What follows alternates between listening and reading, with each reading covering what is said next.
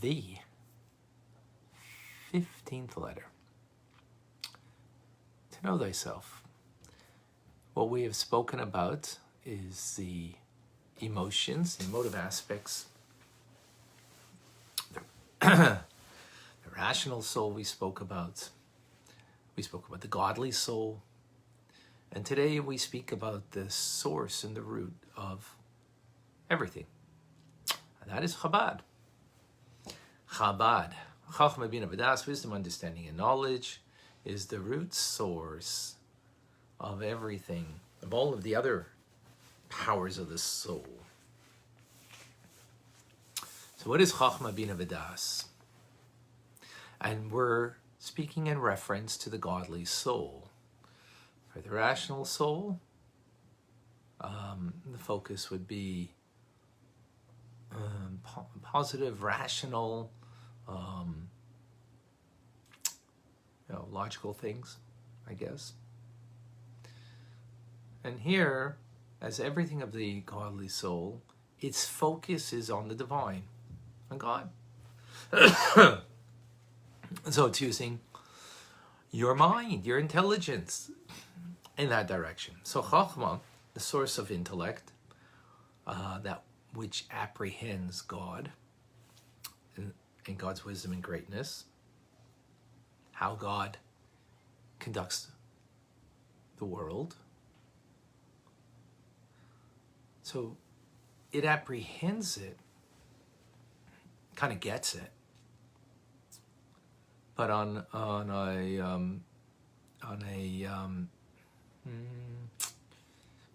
a seminal level, the point. But then it needs to be further fanned out, and that would be through Bina. Bina, to build, the idea of building, that you contemplate on this, what you apprehend of God's greatness, and you develop it to its length, breadth, and depth. Meaning, there's getting a point, and then developing that point, its ramifications, its limitless profundity. Again, the focus here is on understanding, grasping, apprehending godliness. So it's about getting all of the details, having a full understanding. That's what Bina will do. That's the faculty of Bina, which will mean you'll deduce one matter out of another matter. Whereas Chachma, you're getting the point, but that point, how it relates to other points, other ideas. That's to deduce one thing out of another thing. And then those two together, they are funneled through Das. Das meaning to connect. As it says, Adam knew Eve. They connected. So there's connecting that which you know, and that it should now develop, have offspring. Through a union, so to speak, you create an offspring. The offspring here is love and awe of God. What does that mean? When you truly are able to meditate upon your relationship with God, God's relationship with the world, the greatness of God. And upon that meditation, upon that thinking, it will bring us to a sense of presence of God, which is an idea of fear. We've spoken many times. Fear is not fear of punishment. Fear is the fear of presence. When you know that someone is in the room, you act differently when someone isn't in the room. So it's the fear of presence. So when you think about God, and then you sense from that intelligence or that contemplation, you feel in your heart some presence of God, a large amount, small amount, whatever. So you're taken by that. That's a feeling that was produced because you thought. And again, the more you'll think, meditate, the more you'll be taken by that feeling of a sense of presence, which creates a fear. Again, not fear of punishment, not fear of retribution, presence of God. That is the lower level of fear, yiratata, because it will just lead to the lower development of the person, which is fear of presence. What does that do when someone is present? You sit up straight, you put your jacket, right? You sit, get your tie, you check your tie, right? Because there's someone present, whether it's a classmate, whether it's a teacher, whether it's your boss, or just a person. Doesn't matter who. Now, if that person is someone like the Rebbe, a holy person, so then it's more than just the presence of that person. You actually are overawed. And you are then, you're awed out of bashfulness. Meaning, it's not just the presence of someone, but now it's the presence of someone who is so great and is so unbelievable person that you feel your smallness and you sense their greatness. Same thing with the God. If the contemplation is profound enough and deep enough, so it will bring the offspring to a higher level called Yira Ilah, a supernal form of awe, that you are in it. Bashful meaning, what's bashful? Kind of recoil in yourself, right? So in the presence of greatness, you recoil and sense the other's greatness and your smallness. So if you've ever been before a holy person, that's, well, what happens to most people. If you're in the presence of God, in this awareness, this contemplation, this meditation, then you'll be overawed. So you have the lower level, that is just the fear of presence that makes you just behave differently, which is amazing. Behave more appropriately, right? When you're alone, you put your feet up on the, I'm giving this as a metaphor. You put your feet up on the table, you got a mess on your table, and you kind of, look slumpy. Something's coming to your office now. Your feet are off the table. Just the secretary. No one's special. Just the secretary. Come, you take your feet off the table, unless you're so accustomed to that person, of course. Again, this is a metaphor. You take your feet off the table, you clean up your desk a bit, just, look like half a mensch. And you behave, meaning you behave differently. The higher level is that it's the CEO of the corporation coming. You have a little trepidation for that person because, they control. And maybe especially if they're really a special good person, right? Like a holy person.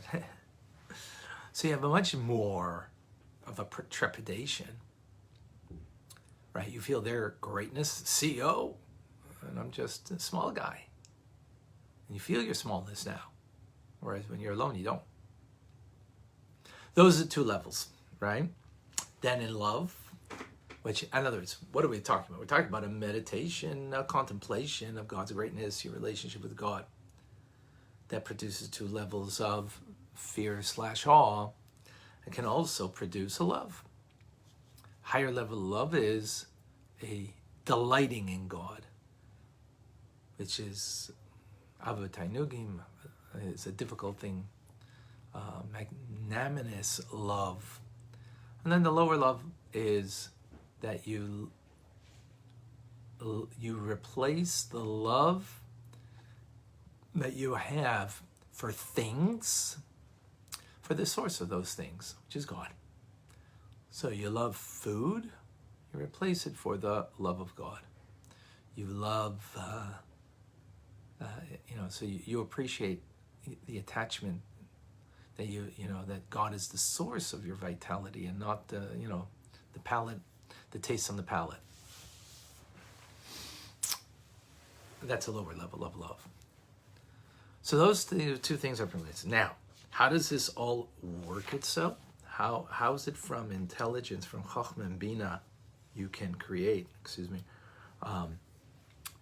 these emotions, basically love and awe, is through Das, as we mentioned. Das means the connector. It's what bonds the intelligence to the emotions, and the intelligence always has to be bonded to the emotions in order that the emotion should be there. So if you're thinking about the greatness of God, your connection, relationship to God, and then you move on to something else, well, the feeling will not be there anymore because it needs to be vested in there with the intelligence that you're thinking. Because you're going to go back to, to the old habits, so to speak, or to the, autopilot. Autopilot, we don't feel a sense of love and awe of God. It's only because we're thinking. Autopilot is I'm thinking about me. I'm, the things that I like and the things that I hate, and so on and so forth. It's only because we're contemplating that Das, the connector that makes it real, that contemplation, is vested in the emotion to have the emotion actualize. Otherwise, it's there, but in potentia. That's why Das is the bond. Now, in this bond, there's two dimensions. Das Tachte and Das Elyon. A lower level of Das and a higher level. So the bonding can take place in two places. The general one, as we've explained, is bonding intelligence to emotions. Bringing from the mind to the heart, right? Through the neck, it bonds, it connects the two, and kind of gets lost because narrowness of the neck, that which not necessarily brings it to the heart. But that's what Das needs to do, to constantly connect it to the heart, to have those feelings actualized or realized as opposed to just being potential. So the union here is between intelligence and emotions. The bond is between intelligence and emotions. That's the lower level of Das. Then there's a higher level of Das, and this, I don't think we're going to get there, is a union between intelligence, with Chachma and Bina.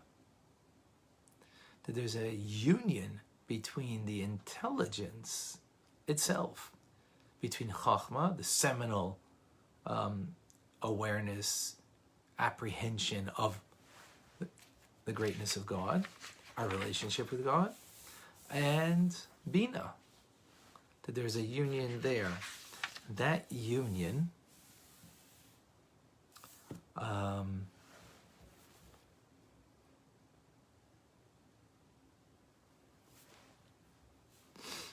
is a very lofty accomplishment. That I don't have really an experience or an understanding of it fully, but it's a loftier, where the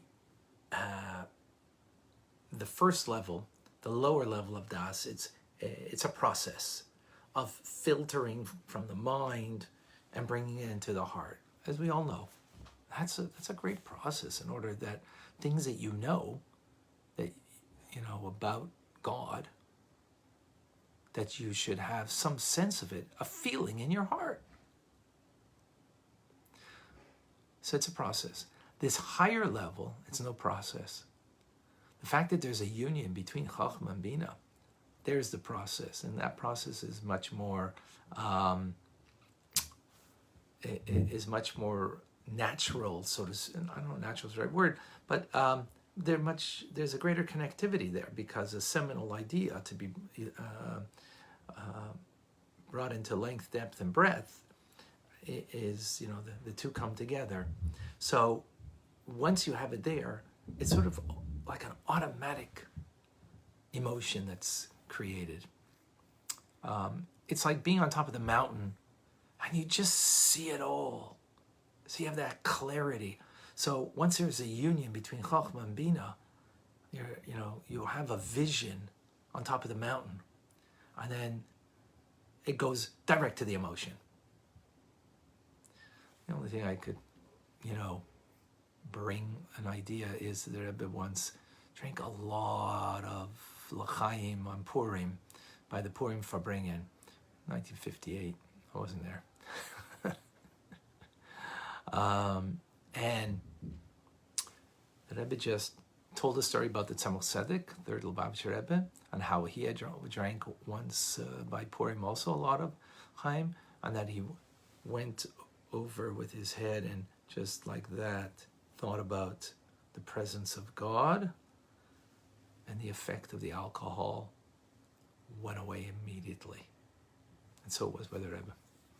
Didn't tell the story about himself, told about the Tzemach Tzedek. What does that mean? How's that? It should be a process. No. On that level of intelligence, of the union between Chachma and Bina, Das El Yain, it's like being on top of the mountain, clarity to the heart. When you're at the bottom of the mountain and you're looking up, it's a process. Bottom of the mountain, using your intelligence to try to get to the top of the mountain, which is to your emotions, to affect your emotions. That's the lower level. That's the one where, just think about it. Just think about that. That the things that we know, the things that are important, not because we feel they're important, because we know they're important in our minds, right?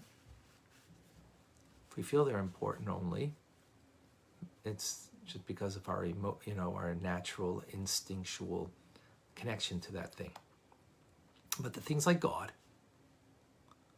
right, and the presence of God, the realness of God, that we need to think, contemplate. It's a process to bring it to the heart. Not so simple. Whoever prays every day and tries that, it's a process. It just, it's work. No one wants to work, especially in pandemic times. Oh, okay, so don't work with your hands. Work with your mind and heart in prayer. So, this concludes the 15th letter.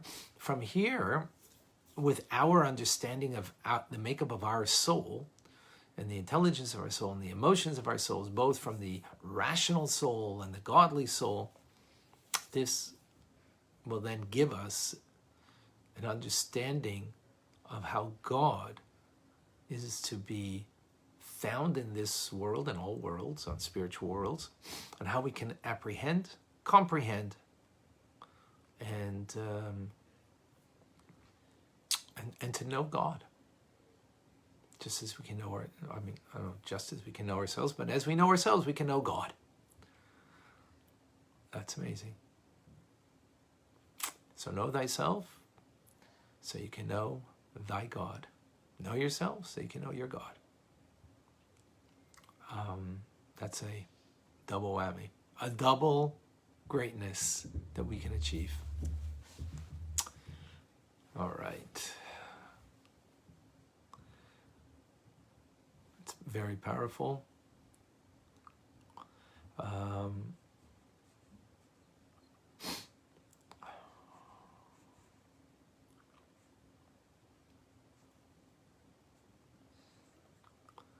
Okay. Did I miss anybody?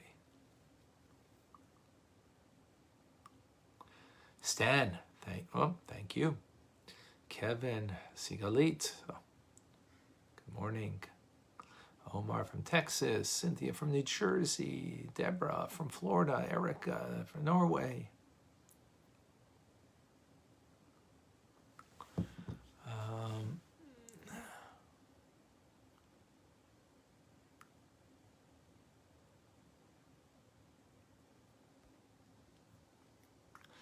Frima from Montreal. Are you from Miami? Holly.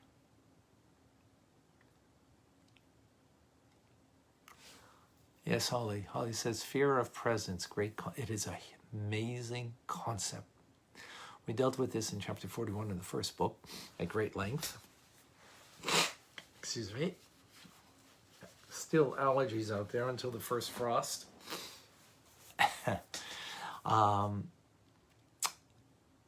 And cannot be overemphasized.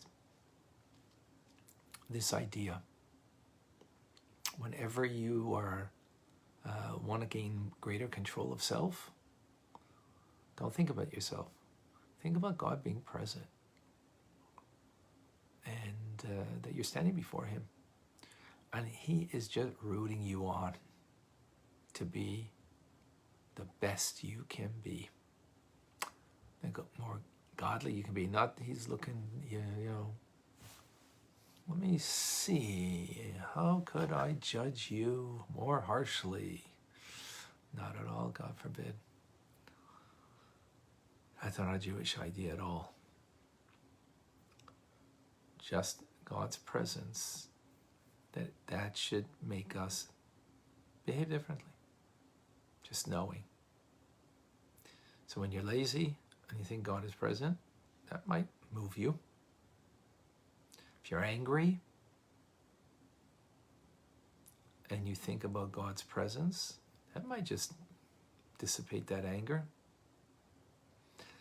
Anyways, folks, more to come. Especially in Tanya Therapy, we'll deal with all of this. Folks, sharing is caring. So please, share with others. I'm Rabbi Ronnie Fine, coming to you from my home in Montreal, Canada, where it's a privilege and a pleasure to share with you, Netanya. Have a wonderful day. By the way, tonight is Chabad Lifeline, my drug crisis center that I run. It's a raffle. If anybody wants to participate, let me know. You can always private message me. And thank you. And several of you have already, and I thank you very much. Appreciate it.